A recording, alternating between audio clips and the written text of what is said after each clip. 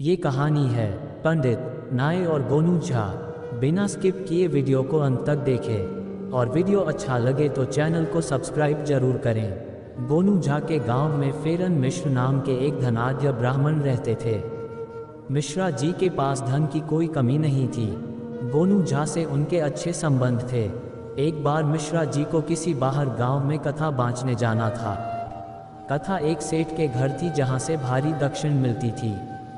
मिश्रा जी साल में 4 बार तो जरूर ही सेठ के यहाँ कथा कीर्तन कर देते थे और दक्षिणा में काफ़ी माल बटोर लाते थे।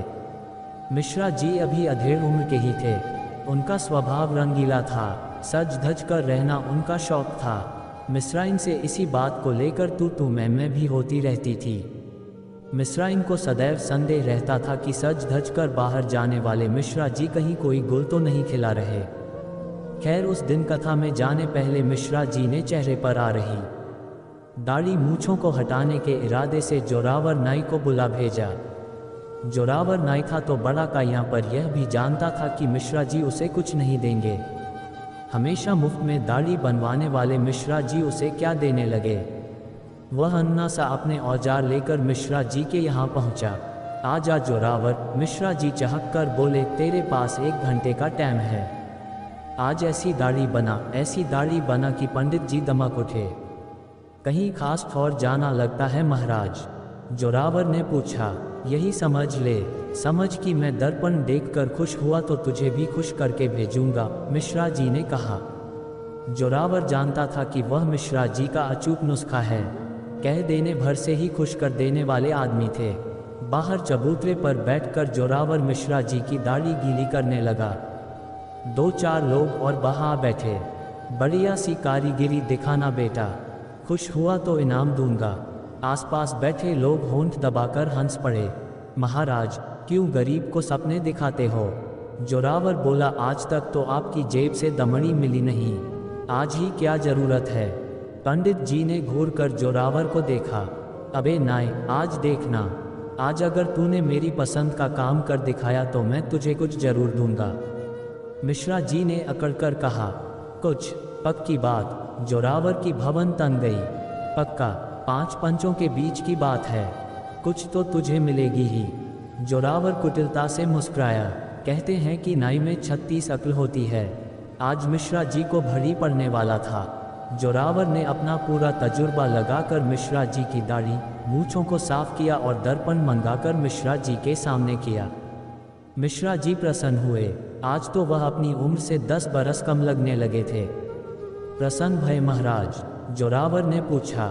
हाँ भाई, काम वाकई अच्छा किया तूने। मांग ले कुछ ही दे दो महाराज। अरे मांग तो सही। कुछ मांग लिया ना महाराज। कुछ का क्या मतलब? मिश्रा जी से कपकाए। ये तो आप जाने, आपने ही कहा था कि कुछ मिलेगा। अब कुछ के सिवा मुझे तो कोई चीज़ चाहिए नहीं। आप वादा कर चुके हैं, पंचों के सामने कुछ जरूर दूंगा कहा है आपने, मुकर तो नहीं सकते। अबे क्या अनशन बक रहा है? कुछ का कोई मतलब तो बता। रुपया? 5 रुपया? 10 5 सेर धान?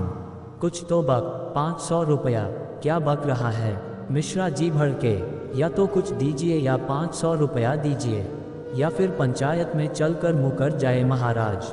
शाम तक सोच लीजिए। जोरावर ने अपनी पेटी समेटी और चलता बना। आज पहली बार मिश्रा जी फंसे थे। मिश्रा जी काट का उल्लू बने रह गए। कैसा फंदा डाला कमीने नाई ने। कुछ मांगता है या कुछ का 500 रुपया मांगता है। दोनों ही चीज़ें देना असंभव था। मिश्रा जी पसीने पसीने हो चले। फिर नहा धोकर धंधे पर चल पड़े। पर सारे रास्ते चैन न मिला। बार बार नाई की बात दिमाग से टकरा रही थी। क्या भरोसा उस नाई का, कहीं पंचायत ही न बिठा दे। सब किरकिरी हो जाएगी। पर 500 रुपये देना तो बड़ा मुश्किल काम था। मिश्रा जी जैसे तैसे कथा में तो पहुँचे, पर आज उनकी वाणी में न तो पहले जैसा ओस था और न सरस था। परिणाम ये हुआ कि चढ़ाव कम रहा और दक्षिणा में भी कटौती हो गई। रोते कलपते नाई को कोसते घर की तरफ लौटे। अभी गांव के पास ही पहुँचे थे कि पलटन झा मिल गए। प्रणाम महाराज, ई का झाड़ पाल लिया? पलटन झा ने पूछा। क्या हुआ? पंडित जी का दिल पसलियों से टकराया। तू ससुरा नहुआ सारे गांव में कहत फिरत है कि आप पर पंचायत करेगा। शिव शिव झा जी, इस छत्तीसे ने तो मुझे फंदे में डाल दिया। हुआ क्या? मिश्रा जी ने सारी बात बताई। झाड़ तो ससुरा कंटीला है मिश्रा जी, नहुआ चालाक है, आप तो दूई तरफ से फंसे हो। पलटन झा ने गंभीर मुद्रा से कहा, अब मैं क्या करूं? पंचायत में तो मिट्टी खराब हब जाएगी, 500 रुपया देने होंगे। अरे इतना रुपया मेरे पास कहाँ रखा है? मिश्रा जी कलप उठे, नहीं रखा तो भुगत लीजिए। पलटन झा हंसकर चले गए। अब तो मिश्रा जी और भी परेशान हो उठे। गांव की तरफ पैर न उठते थे, कहीं कोई राह न सूझ रही थी। घर की तरफ चल पड़े। रास्ते में जो भी मिलता अजीब तरह से प्रणाम करता। मिश्रा जी मन ही मन कलप जाते। क्या विघ्न आ गया था उनकी अच्छी खासी कुंडली में? आज घर जाकर अपनी कुंडली पढ़ेंगे। आज तक तो कभी पढ़ी न थी। औरों की कुंडली बांधकर अपनी पोटली बांध लेते थे। एक छोटी जाति का नाई आज जैसे काल सर्प योग बनकर कुंडली में आ बैठा था। और मजे की बात यह थी कि उसका कोई निवारण भी नहीं सूझ रहा था। डर यह भी था कि घर पर मिश्रा इनकी चक चक सुनने को मिलेगी। वह ऐसा सुंदर मौका कहाँ छोड़ने वाली थी। ये सोचकर तो मिश्रा जी का दिमाग और भी भन्ना गया। मिश्रा इनके व्यंग्य बाणों की एक झड़ी तो उनकी आंखों के सामने तैर गई। अब क्या करे? अचानक गोनू झा का नाम दिमाग में कौंधा। आहा, एक वही आदमी ऐसा है जो उन्हें इस विपत्ति से बचा सकता है। उसकी बुद्धि के तरकश में अवश्य ही कोई तीर ऐसा होगा जो उस नाई को चित कर देगा। बस फिर क्या था? मिश्रा जी ने फौरन गोनू झा के घर का रास्ता पकड़ा। अब एकमात्र भी सहायक नजर आ रहे थे। लोगों की तरह तरह बातें सुनते सुनते मिश्रा जी गोनू झा के घर पहुंच गए। संयोग की बात कि उसी समय गोनू झा खेत से लौटे थे। प्रणाम मिश्रा जी, आए, मैं आपकी ही प्रतीक्षा कर रहा था। गोनू झा बोले, मेरी प्रतीक्षा? भैया तुम्हें पता था कि मैं आऊँगा। पता था, जैसी समस्या आपके सामने है उसमें आपको आना ही था। फिर तो ये भी बता दो भैया कि इस समस्या का कोई हल है या नहीं। महाराज, आप तो विद्वान हैं, शास्त्र पढ़े हैं आपने, इतना ज्ञान तो आपको होगा ही कि बिना समाधान के समस्या नहीं होती। जिस समस्या का कोई समाधान न हो तो वह समस्या नहीं बल्कि प्रभु का प्रकोप होता है। ये तो ठीक कहते हो गोनू झा, मैं तुम्हारा बड़ा एहसान मानूंगा यदि तुम मुझे इस मुसीबत से छुटकारा दिला दो। मिश्रा जी गिड़गिड़ा उठे। मिश्रा जी, बेफिक्र रहिए, कल पंचायत बैठने दीजिए। मैं उस अक्लमंद नाई को ऐसा सबक दूंगा कि सारी होशियारी भूल जाएगा। आप ज़रा भी चिंतित न हो, आराम से घर जाएं, भोजन करें और आराम करें। आप बस इतना करें, गोनू झा ने समझाया। मिश्रा जी के दिल से जैसे बड़ा बोझ उतर गया। सुबह से पहली बार उन्होंने चैन की सांस ली थी। उन्होंने गोनू झा को धन्यवाद किया और चल पड़े। रास्ते में नाई मिल ही गया। मिश्रा जी मुस्कुराए। हाँ महाराज, क्या विचार बनाया आपने? नाई ने पूछा। विचार क्या? वादा किया है पंचों के सामने तो निभाना पड़ेगा।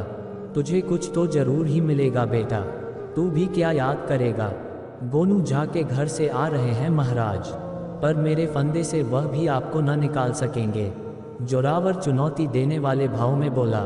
बेटा, पंचों के सामने वादा किया था और पंचायत में फैसला होगा। मिश्रा जी मुस्कुराकर अपने घर की तरफ चले गए। जोरावर सोच में पड़ गया कि गोनू झा ने क्या सिखा दिया जो मिश्रा जी इतना निर्भय हो गए। सुबह तो वह उनके तोता उड़ाकर लौटा था, कुछ समझ नहीं आ रहा था।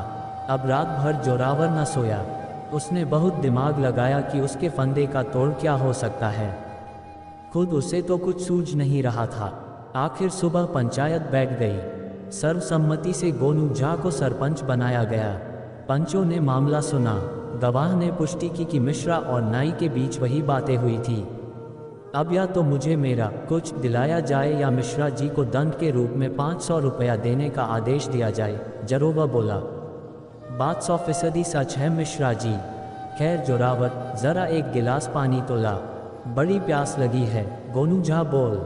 जोरावर शंकित तो था, पर कुएं से एक गिलास पानी लाकर गोनू झा को थमाया। गोनू झा ने एक घूंट पानी पिया और वापस गिलास नाई को थमाया। अभी पकड़, फिर पिता हूँ। गोनू झा बोले, हाँ तो मिश्रा जी, आपने इसे कुछ देने का वायदा किया था जो कि आप नहीं दे पा रहे। सरपंच जी, ऐसा नहीं है। मिश्रा जी ने कहा, जब मैंने वादा किया था तो क्यों व्यवस्था न करता।